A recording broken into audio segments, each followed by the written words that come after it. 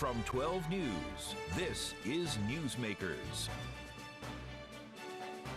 Another week, another twist in the Washington Bridge crisis. Crews unexpectedly paused demolition of the old bridge in order to preserve evidence for litigation, and 9 months after the bridge closed, there's still no plan to replace it. It'll be many years, because this is going to take many years. Just how long a disruption are East Bay residents facing, and what are leaders doing to deal with it? We'll ask our guest this week on Newsmakers, East Providence Mayor Bob DaSilva. Welcome to Newsmakers. I'm Tim White alongside 12 News Politics editor Ted Nesi, and we welcome our guest, East Providence Mayor Bob DaSilva. Mayor, good to have you back in the program. Thank you, Tim. Didn't have to come far from City Hall to the East Providence studios of Channel 12. No crossing the bridge for me. Well, why don't we start there, shall we?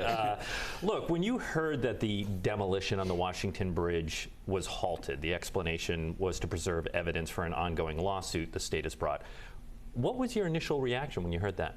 I mean, I think it was a reaction of disappointment. You want to see this project continue moving as quickly as possible, but I've been given assurances that will still continue. I mean, it's important to preserve evidence, to collect evidence, to make sure that whatever legal case is being put together against anybody that may have had some fault in causing this issue gets properly collected, documented, and then preserved for presentation in court. Let's drill down on one thing you said there, which is you've been given assurances.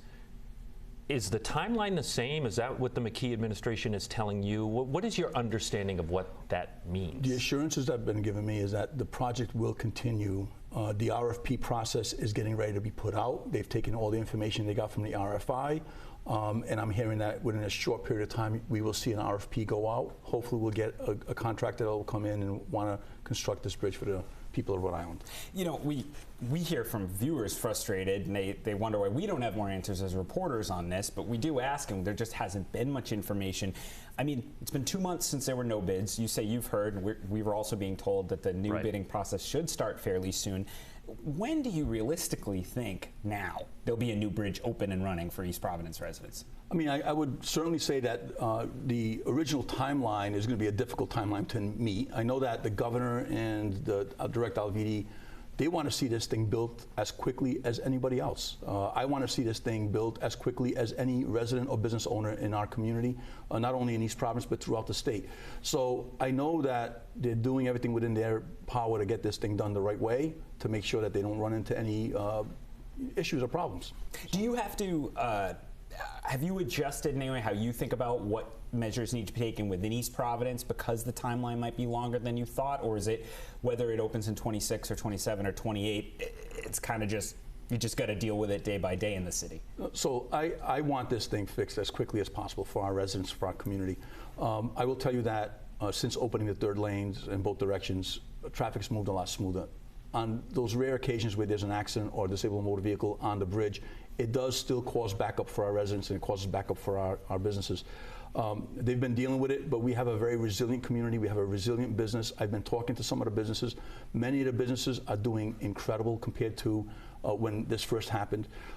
We look at the data from the meals tax data, and when it comes to the restaurant industry here in East Providence, we're seeing that they're outperforming what they were performing during the same period prior to the bridge closing, going back a few years. So they're on track. They're doing better if you want to use the tax revenue that's generated as a matrix. So talking to business owners, talking to people in the community, I think they're doing better. Not everyone is in the same boat, because some of the businesses will tell you that they're still hurting. Some of the businesses will tell you that they're still suffering, and it's not the same for everybody. But overwhelmingly, I feel a sense of positivity in the community. Now, every time you hear some negative news about the bridge, that brings everyone down again. I think what the people in the community and the people in Rhode Island want to hear is, here's the plan, here's the bid, here's the situation, it's going to get done, and we're going to move that project along. You know, you had a sort of a novel idea to try and help out small businesses. You had a plan to hand out gift cards essentially to lower income residents for them to spend at businesses affected by the Washington Bridge crisis. That was slapped down by the city council recently. Look, helping small businesses obviously in a crisis is laudable, but I have to ask you about the plan. You know how gift cards are. There's no guarantee that people are going to use them. They often sit in a drawer. And by their very nature, the business has to give something up, right? You go into a shop, you buy something, and they give you merchandise. Why not just provide straight up grants and avoid sort of the messiness of a gift card? We can do that, and we are doing that. We're doing the grant portion of it. Well, isn't that because the gift card thing was slapped down? We're still looking at other options. So here's the thing. Our residents have suffered from this as well as the businesses. I looked at it in this way. Our local residents, especially those people that are adjacent to the highway, adjacent to the on-ramps, they have had real economic impacts, negative economic impacts, and they've had to deal with the stress of dealing with all the extra traffic. And we looked at, look, we've got $600,000, we've got about 600 businesses. We partnered with Providence and Rhode Island Commerce to come up with a plan to distribute the money to our businesses through an application, right? So there's different tiers of funding that's going to go to them.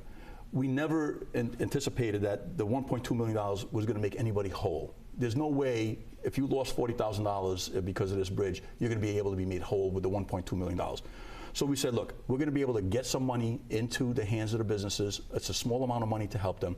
But what about the residents that have also suffered? And by the way, for those people out there who received a gift card on their birthday, for Christmas, some special holiday, whatever it may be, you generally take that gift card, you go to the business, and you overspend what the gift card amount is for. Because you look at it, hey, I've got $50, maybe I spent $60, maybe I spent $70. The reality is the money would have been put into a gift card. They would have spent it. What didn't get spent would have got back, would have been brought back to us. There was a timeline. And then we would have just recycled that money. Is this plan dead, though, or are you going to try it again? The gift card plan is dead. We're looking at other options. Okay. You know, I understand that not everyone's on the same page. Our city council was not on the same page. But I still believe strongly that our residents deserve some relief. Are you getting along with the city council? You know, it's politics. Sometimes you get along, sometimes you don't. It's like having a family member at Thanksgiving that you don't always see eye to eye. You know I hear what I'm that, yes. So, Do you think, well, just on that question, do you think there's a way your administration could have a smoother back and forth with the council, or do you think you just have some people kind of dug in and disagree with your overall approach, and therefore it's always going to be like this? I really don't know what, like, look, all I know that in politics, when I shake your hand and I give you my word on something, I stand by my word. And I've done that throughout my career, not only as a police officer, but also as a person in an elected office. If I give you my word and I make a decision based on what's best for the community, I try to stand by that. And sometimes you run into people who give you their word on something and then they flip-flop, and if it happens once, all right, we'll give you a pass. If it happens 2 or 3 times, now it's part of their character, and it's difficult sometimes to deal with people when you look at them face to face and you say, hey, do we have an agreement on this? Yes, we do. And then the minute they get before a public body, it changes. So listen, I know we're not always going to agree. I think the people on the council want what's best for the community. And sometimes they try to make it a political issue. I'm not trying to make this anything political here. What I'm trying to do is do what's best for the residents. And when we looked at this funding, this limited funding that would not make any business whole, we said, look, the people who also suffered are the people who live in these communities, the residents. And if we can get the money to them to let them spend it locally, that's what I was looking to do. It's been totally overshadowed by the Washington Bridge, but there's also a lot of ongoing work on the Henderson Bridge to get that project wrapped up. And I hear people asking, hey, what's the long-term plan over there? What's the vision? So what do you think is possible as the construction part of the Henderson Bridge project gets wrapped up? And I believe Director Alviti said many acres are going to be opened up by this. Yes, many acres are going to be opened up. We haven't even begun to start thinking about what could potentially happen there. But I will tell you that phase 2 is from Massasoit to Broadway. You know, that's still like a highway infrastructure. We want to reduce that and make that more of a parkway, create connectivity also from Broadway to Pawtucket Avenue, because DOT owns that land. That's phase 3. So we have been working closely with them. There's some grants that have been awarded for us to start the designing of phase 2. And then you'd have to, see what kind of funding we get from the federal government to make that happen. But ultimately, what we would like to see is like a situation where it creates greater connectivity for residents in the neighborhood in a parkway type setting. Another land question for you. Jim Hummel at the Providence Journal, or wrote a story for the Providence Journal, last month about opposition to your plan to construct multiple new buildings at Crescent Park, including on the water side. That's across from the carousel that everybody, even people who don't live in East Providence, are familiar with the iconic carousel there. The city council says there's no support for anything on the water side. Is that off the table? Yeah, we pulled that off the table. And once again, back to what I said earlier, I had met with particular council members who pushed the idea of wanting to have it on the water side. Came up, we're at a city council speaking about how wonderful it would be to have it on the water side. And I took their lead on that. And the minute we felt some opposition, all of a sudden they were against the project, and now it was my idea. The reality is, our idea from the very beginning was to build it on the carousel side. We have now transitioned back to that original plan, and that's what we plan on doing. We're looking at... When you say what's going to, just for the people who, because there's been so much back and forth on this, what exactly is the current plan to be built? All right, so we're looking at building a much smaller, scaled-down clam shack, a little office space for our staff, and an event venue. So what happens is, people are constantly looking to rent the facility, the grounds, to have weddings and other big gatherings, because it's a beautiful, iconic area. We're looking to find a steady revenue stream to keep the preservation of the carousel up. And we looked at this event venue as an opportunity for us to keep our local residents here. I'll give you an example. As the parent of a child who recently graduated from East Providence High School, they go outside the city for big events, like the prom and other events. They go to Cranston or to Warwick. And I'm thinking to myself, hey, we have this great opportunity to build this event tent here in the city where we can keep our local residents here in East Providence and let them spend their money here in our community, and also support the carousel. So we have a couple minutes left here. Mayor, I want to ask about you. This is 2024. You're up in 2026. You going to run again? I certainly hope to run again. I think we've got a lot of great projects that are in the fire, the irons in the fire. We're getting things done, and I want to see those projects complete. So I believe if you look at our track record, we've run the city in a very professional, and we've grown the economic base. We've grown industry. We're bringing businesses in. We're looking at taking undeveloped property and developing it to expand the tax base. So look, not every community can tout the fact that we've built a brand new high school. We're in the process of building a new middle school. We have an incredible concert venue that's going to be built on the waterfront. We've got acres and acres of former industrial land that a lot of it has environmental issues, but that land is now open for development and to expand the tax base and to bring more people into the community. If you look at population trends throughout the nation and even in East Providence, our population's dropped from the 80s till now. It's dropped. We're below 50,000. And for a community to remain vibrant and to remain economically viable, you need new people to come in. You need people to support our businesses, and you need new residents too. That sure sounded like a stump speach. So we're going to say the pendulum's leaning yes in 2026. When do you think you'll decide officially I'm running or not running? I really haven't given that. I haven't given that next step much thought. I will be honest. I think. At the appropriate time, we'll make an announcement. I know there's an election going on right now.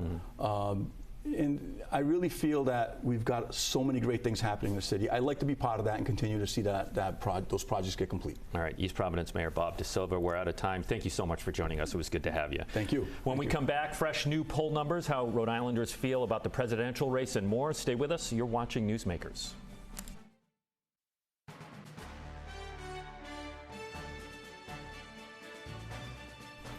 Welcome back to Newsmakers. I'm Tim White, alongside 12 News politics editor Ted Nesi. Ted, our friends at the University of New Hampshire have released another poll. They keep you busy. Yes. Let's start with, I know we both like surveys, political surveys for sure. Let's start with one that may not necessarily surprise our Newsmakers viewers, and we have it on the screen. They asked 738 registered voters who they plan to vote for in the presidential race. The results are 58% for Vice President Harris and 38% for former President Donald Trump. The poll, we should say, was conducted September 12th through the 16th and comes with a margin of error of 3.6%. Ted, this really just further drives home the point that Rhode Island is not a battleground state. No, it's not. And as you said, Tim, I don't think anyone's very surprised to see this. I mean, it's actually almost exactly the final outcome in 2020 with Biden versus Trump. It was about a 20-point gap between the two of them. But I did find very interesting, Tim, if you look deeper into the poll, who's winning which groups? Because, you know, I always hear from viewers who are supporters of Donald Trump, who have friends, and say, I know tons of people supporting Trump. How can it possibly be he's down 20 points in the state? You see Trump signs. Yeah. And I can understand that, because if you look at the poll, Trump is winning independent voters in Rhode Island by 22 percentage points. He's winning men without a college degree, a strong demographic group for him, by 13 points. He's winning voters who are unaffiliated by 3 points. In the Blackstone Valley and in Kent County, he's up by 1 point. Very tight race there. So then you say, well, then why does Harris at 58%? She's up 86 points with Democrats. And there are a lot of Democrats. Exactly. They make up 40-something% of the electorate.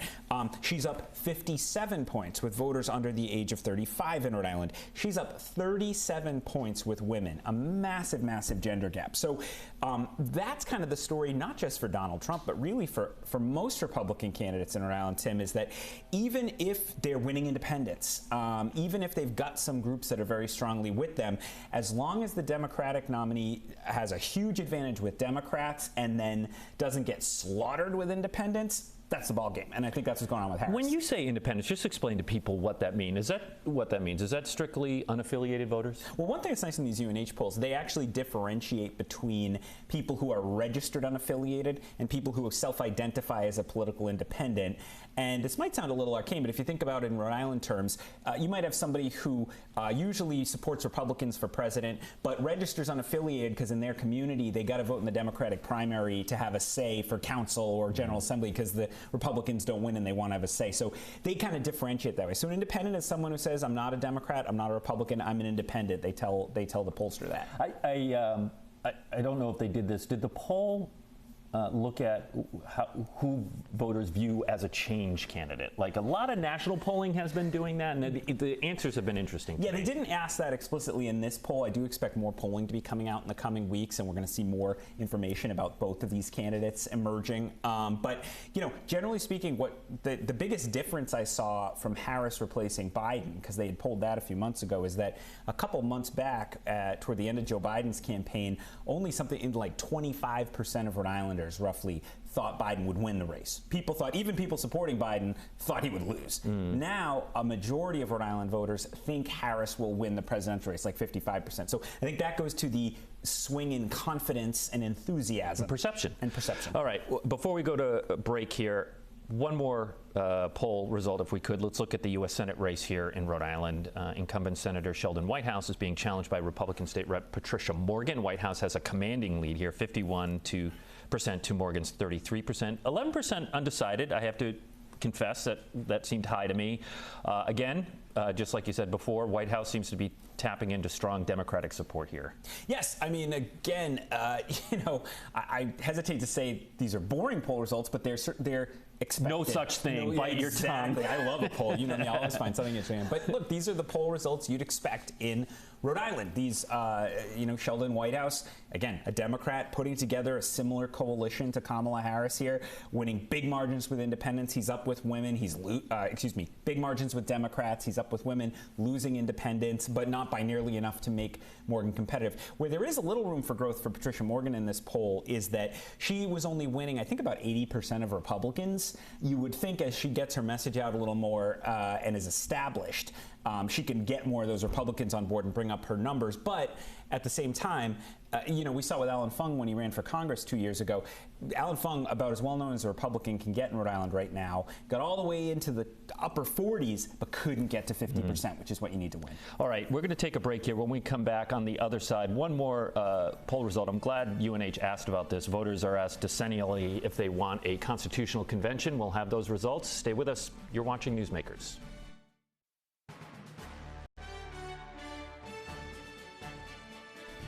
Welcome back to Newsmakers. I'm Tim White. This is Ted Nesi. We're going to continue with a UNH survey, a poll that came out. But let's do this quick because I do want to talk about Hasbro, Ted. UNH asked voters if they want a constitutional convention in Rhode Island. Here are the results. 39% said yes. no, 28%, high number of undecided, 33%. I think a lot of voters probably aren't exactly sure what a con-con is, as we like to call it. Break this down for us. Well, I think I was surprised to see yes having a 10-ish point lead here, considering how little discussion there's been. It at least suggests at first glance voters think, yeah, let's shake things up in Rhode Island a little. Some voters think that. That said, I think there's a lot of room to move this number. Clearly. The poll between the undecided and even among people saying yes, they admit they don't know a lot about it right now. And we've seen in past years when this question came up, labor unions, the ACLU, other groups will spend money to convince people who are usually on their side of an issue, no, don't vote yes, don't vote yes, vote no. I haven't seen any sign there'll be money spent on the yes side. So it wouldn't shock me if those numbers move, but it does show that the people who don't want a constitutional convention have a little work to do.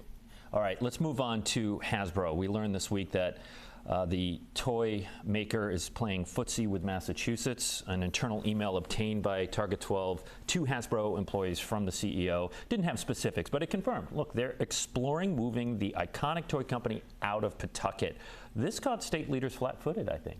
Yeah, it's clear that there hasn't been a lot of communication between Hasbro executives in recent years. You know, Gina Raimondo, when she was governor, was very close to the late Brian Goldner, who was Hasbro's CEO at the time. Both of them gone by 2021. Raimondo off to Washington. Goldner sadly passed away of cancer. And it appears that there just wasn't a lot of efforts by state officials in recent years to check, because Hasbro was talking about all through the 2010s. I remember I did an interview with Goldner where he talked about their time frame for a decision on the headquarters. Now, we just learned as we were walking into the studio that Governor McKee and Speaker Shekarchi met yesterday, Thursday afternoon, with Chris Cox, the CEO, to talk about this. The governor said he wants to know what their ask is. I guess the question really fundamentally is there an ask? Is there anything? Is there, exactly, Tim. I mean, that's when you talk to business leaders, their concern is that Hasbro has changed. It's not as much about an industrial toy maker making Play-Doh and stuff. They do that, of course. They're doing digital gaming. They are involved in movies like the Transformers series. And do they just feel that their location in Pawtucket doesn't fit the company? They want to be in a more tech-oriented, bigger city like Boston. And if that's the case, it could be a hard case to make for Rhode Islanders. The other thing I'd just point out, Tim, Alan Hassenfeld, who was the last member of the founding family on the board at Hasbro, stepped down earlier this year. So that's a Rhode Island tie off the central command. I think you're right. I think at the end of the day, you have to wonder from the toy maker's perspective, it might be hard for Pawtucket to stack up to Metro Boston. But one thing, is we have about 45 seconds here, one thing that Pawtucket has going for it, doesn't Hasbro outright own that land? They sure do. And so the running cost and I don't know if you've heard, but land in Boston is kind of pricey. Yes, and the question would be how, Chris Cox, the CEO, suggested in that email they need to do renovations that could be expensive in Pawtucket to get it up to date. So the question would be on paper, how does he and his executive team, what do they say to the board about the cost of getting Pawtucket where they want it to be versus something new in Boston, and then the business case for the two locations. I think it's going to be a big conversation over the coming months. 18 months, he said, right? 18 months to a decision, he said. All right. Ted Nesi, thanks so much. If you missed any of it, it's on WPRI.com. Thanks for watching Newsmakers. We'll see you next week.